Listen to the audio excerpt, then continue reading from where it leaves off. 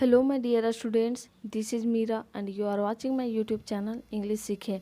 Guys मैं फिर से आप लोगों के लिए हर एक दिन की तरह आज भी एक नया वीडियो लेकर आई हूँ जिसमें मैं आपको आपके डेली यूज सेंटेंसेस का प्रैक्टिस करवाऊंगी। और इसमें जहाँ पे भी आपको प्रॉब्लम होती है, जहाँ पे भी डिफ़िकल्टी फेस करनी होती है, वहाँ पे आप मेरे वीडियो के किसी भी कमेंट बॉक्स में आप अपने क्वेश्चन को कमेंट कीजिए, मैं उसका आंसर के साथ रिप्लाई करूंगी। तो चलिए आज का पहला सेंटेंस स्टार्ट करते हैं। और आगे बढ़ने से पहले अगर आप मेरे यूट्यूब चैनल इंग्लिश सीखे में नए हैं तो प्लीज़ सब्सक्राइब कर ले और वीडियो को लास्ट तक जरूर देखें। पहला सेंटेंस है, अरे सुहाना क्या तुम यहाँ हो। इसका कोई फ्रेंड है जो पूछ रहा है, अरे सुहाना क्या तुम यहाँ हो। Hey Suhana are you here. Hey Suhana are you here. जैसे हम फ्रेंडली बोलते हैं ना, अरे तुम यहाँ, हे यू आर हेयर, ऐसे हम बोलते हैं।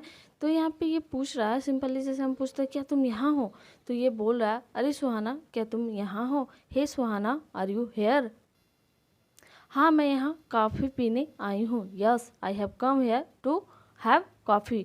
हैव कॉफ़ी या टेक कॉफ़ी, इस तरह से आप बोल सकते हैं। हैव कॉफ़ी का मतलब होता है कि पीना, जैसे हैव ब्रेकफास्ट, हैव डिनर, या ऐसे जो चीज़ हम यूज करते हैं अपने खाने में, तो हैव का भी वहाँ पे टेक की जगह हैव का भी यूज करते हैं। तो ऐसे ही बोलिए, हाँ मैं यहाँ कॉफ़ी पीने आई हूँ। Yes I have come here to have coffee. यहाँ पे दो जगह आपको हैव दिख रहा है, यानी कि फर्स्ट में सब्जेक्ट के बाद अगर हैव दिखता है तो ये समझ में जाना है कि ये प्रेजेंट परफेक्ट टेंस का सेंटेंस है। तो इसके बाद क्या लगेगा, हैव के बाद यानी कि फर्स्ट सब्जेक्ट के बाद है हैव, उसके बाद क्या लगता है वर्ब थ्री, यानी कि जो प्रेजेंट परफेक्ट टेंस होता है उसका जो बनाने का स्ट्रक्चर होता है वो क्या होता है, सब्जेक्ट प्लस हैव या has plus verb three plus object. तो यहाँ पे ये बोलिए, yes I have come here to have coffee. Have coffee के जगह टेक कॉफ़ी भी यूज कर सकते हैं। मैं भी यहाँ रोज़ाना आता हूँ, ये बोल रहा है उसका दोस्त है। मैंने बोला था ना कि कोई दोस्त, वही यहाँ पे बोल रहा है मैं भी यहाँ रोज़ाना आता हूँ। I also come here every day. I also come here every day. यहाँ पे रोज़ाना आता हूँ, तो ये सिंपल टेंस में ये स्ट्रक्चर बना हुआ है। यहाँ पे क्योंकि ये फर्स्ट सेंटेंस आप लोग हिंदी में देख रहे हैं, आता हूँ, ता हूँ, ती है, ते हैं, तो इस तरह से जब भी सेंटेंसेस एंड होता है हिंदी में तो हम समझ जाते हैं वहाँ के प्रेजेंट इंडेफिनिट टेंस का यूज हो रहा है, जिसको हम लोग सिंपल टेंस भी बोलते हैं। ये I also come here every day, मैं भी यहाँ रोज़ाना आता हूँ। मैंने तुम्हारी नई किताब पढ़ी, ये उसका दोस्त है जो बोल रही है मैंने तुम्हारी नई किताब पढ़ी। I read your new book. I read your new book. Read का भी टू रीड ही होता है, तो यहाँ पे बोल रहा है मैंने तुम्हारी नई किताब पढ़ी। I read your new book. क्यों, क्योंकि यहाँ पे पास्ट इंडिफिनिट टेंस का यूज हो रहा है, जिसका बनाने का स्ट्रक्चर होता है subject plus V2 plus object. तो ये उसी फॉर्म में बना हुआ है। ये बोल रही है I read your new book, मैंने तुम्हारी नई किताब पढ़ी। तुम्हारी किताब काफ़ी इंस्पायरिंग और इंटरेस्टिंग है। इंस्पायरिंग का मतलब क्या होता है, जो हमें कुछ करने का हौसला देता है, हमारे हौसलों को बुलंद करता है, उसे क्या बोलते हैं, इंस्पायरिंग, इंस्पायर। तो यहाँ पे इंटरेस्टिंग है, और जो हमें पढ़ने में मनोरंजन लगे, यानी कि इंटरेस्टिंग एक तरह से जो हमें पढ़ने में अच्छा लगता है और हमें उस चीज़ में रुचि बढ़ती है, तो इंटरेस्टिंग टाइप से वो हम लोग बोलते हैं interesting. Your book is very inspiring and interesting. Your book is very interesting and inspiring, या फिर इंस्पायरिंग एंड इंटरेस्टिंग, आप कुछ भी बोलिए। Your book is, your book की जगह यू बुक नहीं बोल सकते, तुम्हारा है, तुम नहीं। तो यहाँ पे your book is very inspiring and interesting. जैसे यहाँ पे और भी कुछ बोल सकते हैं, your speech is very inspiring. Your thoughts are very inspiring. तो यहाँ पे इंस्पायर का मतलब होता है जो हमारे अंदर के मोटिवेशन को हमेशा बनाए रखता है, यानी कि हमारे हौसलों को बुलंद करता है, उसे इंस्पायरिंग करते हैं। इंटरेस्टिंग तो आपको पता ही है, जिस चीज़ में और रुचि लगता है, हमें अच्छा महसूस होता है, इसलिए मैं उस किताब को रोज़ाना पढ़ सकती हूँ। So I can read that book daily. So I can read that book daily. यहाँ पे कैन का यूज किया गया, यानी कि जहाँ पे पावर की एक तरह से जो हम काम को कर सकते हैं अपनी एबिलिटी को शो करने के लिए, जहाँ पे हम लोग बात करते हैं। ऐसा तो बहुत सारे ऐसे बुक्स होते हैं जो हम डेली नहीं पढ़ पाते हैं, जो हमें इंटरेस्टिंग लगे और लगे इससे हम कुछ नया चीज़ सीख सकते हैं, उससे हम लोग क्या बोलते हैं, डेली पढ़ सकते हैं, डेली कर सकते हैं उस काम को। तो इस तरह से यहाँ पे बोला सो, इसलिए के लिए सो यूज होता है। So I can read that book daily. यहाँ पे एक तरह से प्रेजेंट कैन का तो यूज हुआ है, लेकिन प्रेजेंट इंडेफिनिट में ही सेंटेंस ये स्ट्रक्चर बेस्ड है, क्योंकि यहाँ पे ता मतलब सकता हूँ, ये आई can read that book daily. मैं आपको बता नहीं सकता कि मुझे यह सुनकर कितनी खुशी हुई। जैसे हमारे कुछ काम करें और किसी को फेवरेट लग जाए, किसी को अच्छी लग जाए, तो हमारा जब तारीफ़ करे कोई तो हमें तो बहुत खुशी होती है ना। तो ऐसा ही इसे हो रहा है, I can't tell you how glad I am to hear this. यानी हम बोलते हैं ना, मैं आपको बता नहीं सकता कि मैं यह सुनकर कितना खुश हूँ या मुझे यह सुनकर कितना खुशी हुई। इस तरह से बोलते हैं I can't tell you how glad I am to hear this. या फिर हम बोलते हैं मैं तुम्हें बता नहीं सकता कि मैं यहाँ पे आके कितना खुश हूँ। I can't tell you that how glad I am to come here. तो यहाँ पे ऐसे ग्लैड का मतलब होता है खुश, खुशी। और हियर और लिसन में भी हम डिफरेंसेस बताए हैं, और अगर आपको जानना है तो मेरे वीडियो के प्लेलिस्ट में जाइए, आपको वहाँ पे बहुत सारे शॉर्ट्स वीडियोज़ में डिफरेंसेस मिल जाएंगे, जिसमें आप कम समय में अधिक चीज़ सीख सकते हैं। तो आप जाइए और देखिए, लिसन और हियर का मैं डिफरेंसेस क्या बताई हूँ, आप वो चेक करके मुझे कमेंट बॉक्स में बताइए। मुझे अपने स्कूली जीवन की कहानी बताओ। यानी कि स्कूल लाइफ का जो हम लोग स्टोरी होता है, जब हम लोग पास हो जाते हैं, 10th 12th ग्रेजुएशन ये सब पास हो जाते हैं, तो हमारा एक मेमोरी बन जाता है स्कूल लाइफ। तो इसी के बारे में अपने दोस्त को ये बोल रहा है, मुझे अपने स्कूली जीवन की कहानी बताओ। Tell me your school life story. Tell me your school life story. Simple tense का ही यहाँ पे यूज हुआ है, तो यहाँ पे सिंपली बोलते हैं ना, tell me about yourself, यानी कि तुम अपने बारे में बताओ। या फिर tell me about your school, tell me about your village, tell me about your city या फिर कंट्री। तो ऐसा ही हम लोग बोल रहे हैं, tell me your school life story, यानी कि स्कूल लाइफ स्टोरी के बारे में बताओ। मैंने स्कूल से अपनी पढ़ाई पूरी नहीं की है। मैंने स्कूल से अपनी पढ़ाई पूरी नहीं की है। I have not completed my studies from school. I have not completed my studies from school. ये बोलिए कि मैंने स्कूल जा कर के, यानी कि यहाँ पे स्कूल से कहने का मतलब है कि स्कूल जा कर के ये कंप्लीट नहीं की है पढ़ाई। और हैव का यूज हुआ है, यानी कि पास्ट का बात हो रहा है। यहाँ पे प्रेजेंट परफेक्ट टेंस का यूज हुआ है, जिसका बनाने का स्ट्रक्चर होता है सब्जेक्ट प्लस हैव या has plus verb 3 plus object. लेकिन यहाँ पे नेगेटिव सेंटेंस है, इसलिए स्ट्रक्चर थोड़ा सा चेंज होगा। क्या होगा, आई के बाद यानी कि सब्जेक्ट के बाद हैव नॉट या has not plus verb 3 plus object. तो ये बोल रही है I have not completed my studies from school. और जब भी आप बनाते हैं प्रेजेंट परफेक्ट टेंस का स्ट्रक्चर, तो आपको हमेशा वर्ब 3 का ही यूज करना है। मेरे माता पिता ने मेरी होम स्कूलिंग करवाई है। My parents has done my home schooling. Home schooling क्या होता है, स्कूल से, जैसे कि अभी हम लोग कोरोना के टाइम में क्या करें, होम स्कूलिंग यानी समझिए एक तरह से कर रहे हैं कि घर से रह करके ही सारी पढ़ाई हम लोग घर से ही करते हैं, और जितना भी प्रोसेस होता है स्कूल का वो होते रहता है, लेकिन हम लोग स्कूल ना जा कर के घर से ही पढ़ाई करते हैं। जैसे कि इसका बेस्ट एग्जांपल है, जैसे अभी हम लोग 2 साल से लगभग 1-1.5-2 साल तो हो ही गया है, उस टाइम से जो हम लोग ऑनलाइन घर में पढ़ाई कर रहे हैं, तो उसी को हम लोग होम स्कूलिंग बोलते हैं।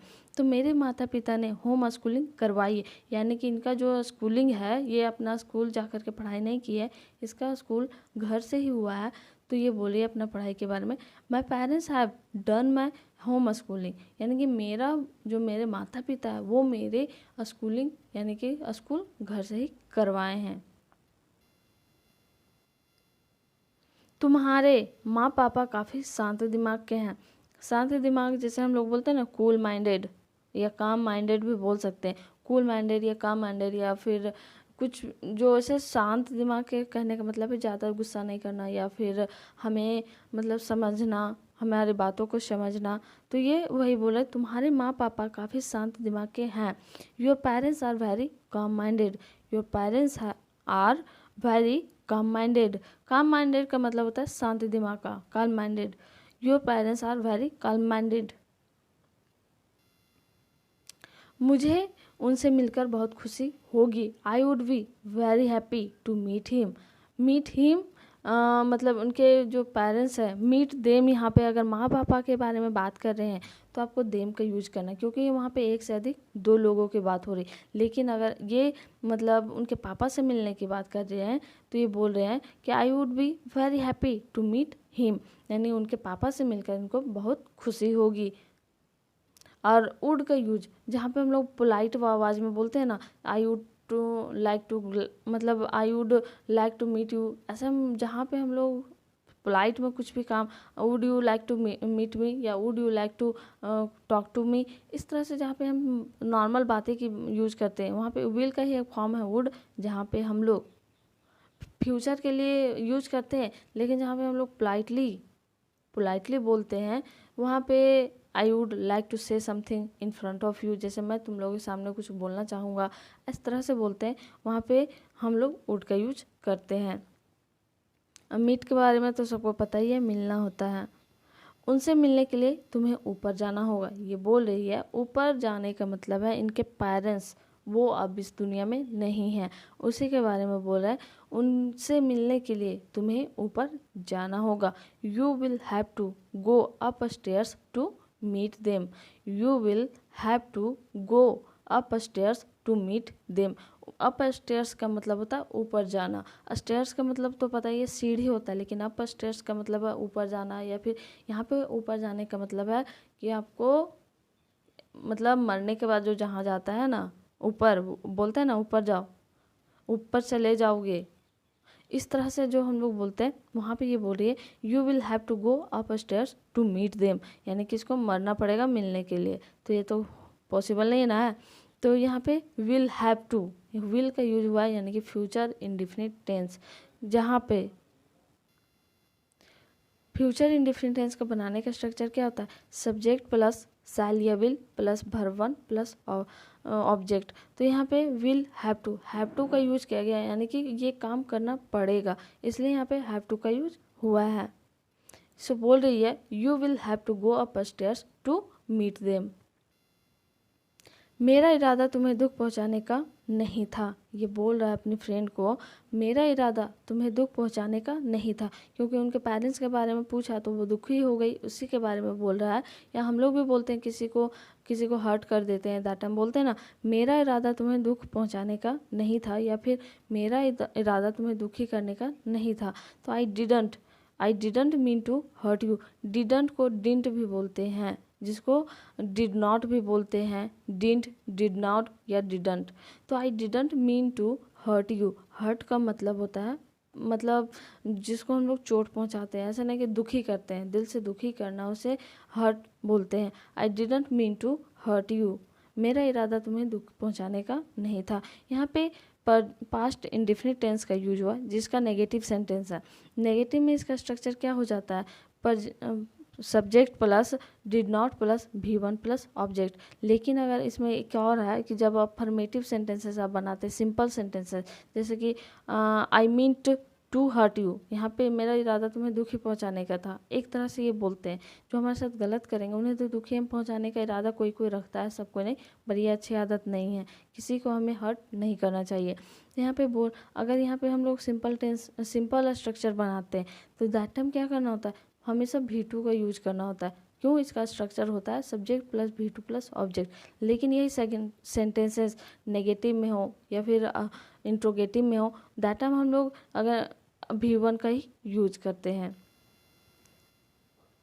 कोई बात नहीं, एक न एक दिन सबको ऊपर जाना है, ये खुद को संभालते हुए बोलती है। Never mind, one day everyone has to go upstairs. कोई बात नहीं, एक न एक दिन सबको ऊपर जाना है। Never mind one day everyone has to go upstairs, यानी कि एवरीवन कहने का मतलब है यहाँ पे सिंगल फॉर्म होता है, यानी कि एवरीवन को सिंगुलर मानते हैं, इसलिए हैज़ टू का यूज किया गया है। One day everyone has to go upstairs, यानी कि सबको एक न एक दिन ऊपर जाना। नेवर माइंड करने का मतलब है कोई बात नहीं, कोई बात नहीं, एक न एक दिन सबको ऊपर जाना है। इसके बारे में मतलब क्या होता है कि वन डे आपको इस दुनिया को छोड़ करके जाना है, तो दैट टाइम बहुत कोई समझा के बोलता है, तो इस तरह से आप बोल सकते हैं never mind one day everyone has to go upstairs. मैं 5 साल की थी जब उनका एक्सीडेंट हुआ। I was 5 years old when they had an accident.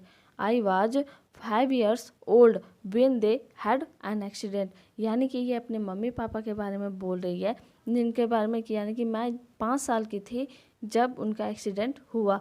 I was 5 years old. आपको जब भी 1 साल, अगर 1 year ओल्ड बोलना है, अगर 1 साल पूरा, अगर आप 1 साल के बारे में बोल रहे तो आपको 1 year बोलना है, लेकिन 1 से अधिक अगर 2 साल, 3 साल, 5 साल, 10 साल इस तरह से आपको बोलते हैं तो आपको ईयर्स लगाना ज़रूरी है। अगर ईयर में एस नहीं लगाइएगा तो वो ग्रामेटिकली रॉन्ग होगा। तो आई was 5 years old when they had an accident.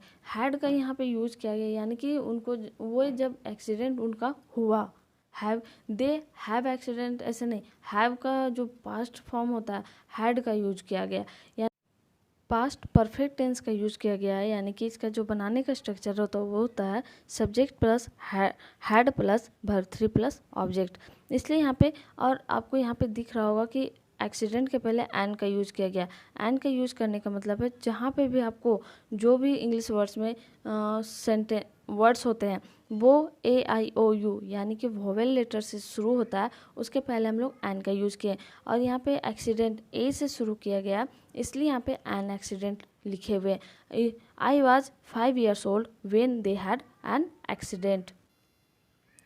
तुम्हारे साथ अब कौन कौन रहता है? इनके पेरेंट्स तो पास्ट अवे यानी कि चले गए हैं, मर गए, तो उसके बारे में आप पूछ रहे हैं कि अब तुम्हारे साथ और कौन कौन रहता है।